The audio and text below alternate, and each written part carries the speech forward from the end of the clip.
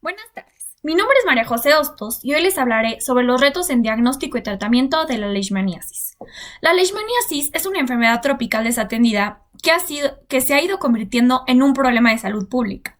Su espectro clínico es amplio, pudiéndose desarrollar un perfil asintomático que permanece latente o uno sintomático que se manifiesta a través de lesiones en la piel, membranas o vísceras. El diagnóstico oportuno y tratamiento adecuado son fundamentales para detener la progresión de la enfermedad y reducir la morbimortalidad. Se estima que afecta entre 12 y 15 millones de personas en el mundo y 350 millones están en riesgo de adquirirla. Se encuentra en aproximadamente 89 países. Cerca de 70.000 muertes son causadas por esta enfermedad a nivel mundial.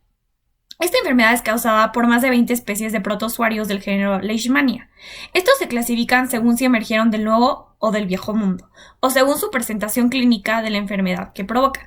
Se trata de una enfermedad vectorial que se transmite a través de la picadura de un flebótomo. Los principales vectores son los géneros Phlebotomus en el Viejo Mundo y Lutzomia en el Nuevo Mundo. Un flebótomo infectado inocula promastigotes en el individuo. Después, estos son fagocitados por macrófagos y otros fagocitos en el tejido celular subcutáneo. Ahí se diferenciarán en amastigotes y se replicarán por fisión binaria. Luego se diferenciarán en promastigotes y viajarán a través del torrente sanguíneo infectando nuevas células.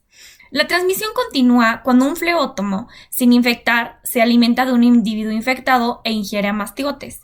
Estos viajarán a través de su sistema digestivo, ya sea en el intestino medio o posterior, según sea la especie. Estos se diferenciarán en promastigotes y se replicarán mediante fisión binaria.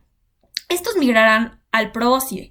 Así pues, al alimentarse de un individuo sano, lo infectará, así continuando el ciclo antes descrito. Las manifestaciones clínicas dependerán de la presentación clínica. En la leishmaniasis cutánea, el periodo de incubación es de 2 a 4 semanas. Se caracteriza por pápulas eritomatosas indoloras en el sitio de la inoculación, en la cabeza, cuello, tronco o extremidades. Estas crecen para formar úlceras indoloras con bordes indurados y violáceos. También pueden presentar adenomegalia. Sanan de manera espontánea entre 1 y 2 años. Pueden presentarse de manera localizada o diseminada. En cuanto a la leishmaniasis mucocutánea, su periodo de incubación es de 2 a 4 años. Sin embargo, los pacientes pueden llegar a presentar síntomas hasta 30 años después de la exposición.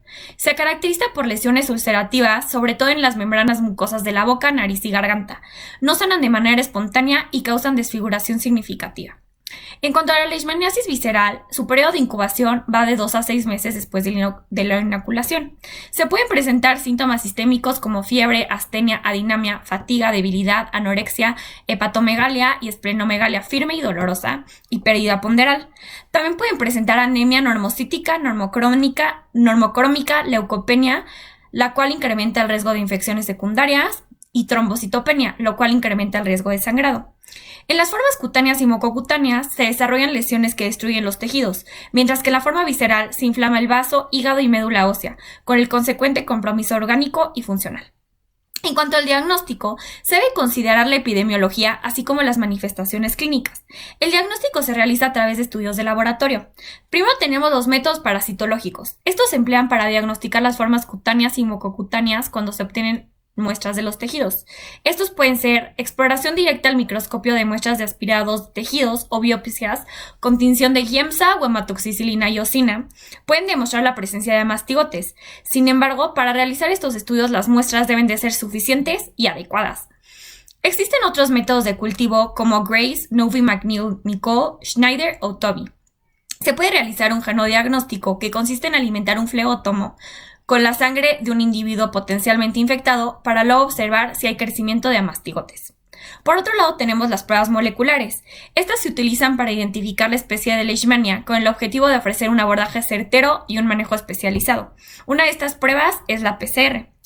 También tenemos las pruebas serológicas. Estas se emplean para diagnosticar la forma visceral, también cuando no existen otras pruebas o cuando se han tenido un resultado negativo.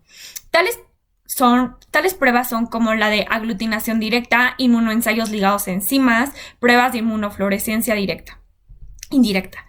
También tenemos la prueba de Montenegro, que se utiliza para identificar si existe una reacción de hipersensibilidad tipo 4 hacia el agente causal.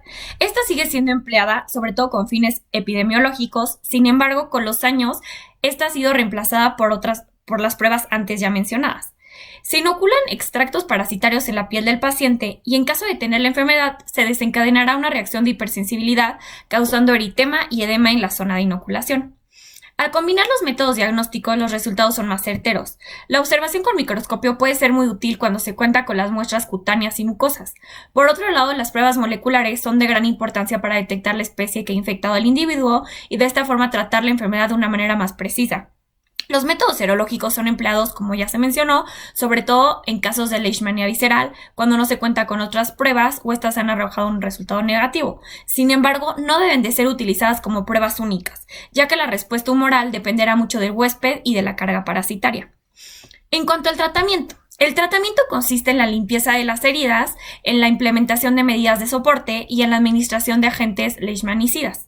Existen muchos esquemas para estos tratamientos, sin embargo, estos abarcan, en el caso de leishmaniasis cutánea, agentes antimoniales. En casos leves a moderados, estos se van a aplicar intralesionales en las dosis mencionadas en la tabla que se puede apreciar en el póster, mientras que en casos graves se aplicarán sistémicos, ya sea intramuscular o intravenoso. Los esquemas de la miltefosina cambian según la edad del individuo. En niños de 2 a 11 años, niños de más de 12 años y menos de 25 kilogramos, niños de más de 12 años y más de 25 kilogramos y adultos de más de 50 kilogramos según las dosis que se presentan en la tabla respectivamente. En caso de la leishmaniasis mucocutánea, se administrarán agentes antimoniales sistémicos o miltefosina en las dosis que también se presentan en la tabla. En la leishmaniasis visceral se administrarán antimoniales sistémicos y en combinación con paramomicina. También se puede administrar anfotericina B liposomal. En caso de coinfección con VIH se puede agregar la miltefosina. Todas estas dosis y esquemas se pueden apreciar, como ya lo mencioné, en la tabla que está ilustrada en el cartel. El diagnóstico oportuno y tratamiento adecuado son imprescindibles para reducir la morbimortalidad de quienes la padecen. Sin embargo, suelen representar un reto para los profesionales de la salud que no la conocen y para los sistemas de salud que no están preparados para combatirla. Muchas gracias.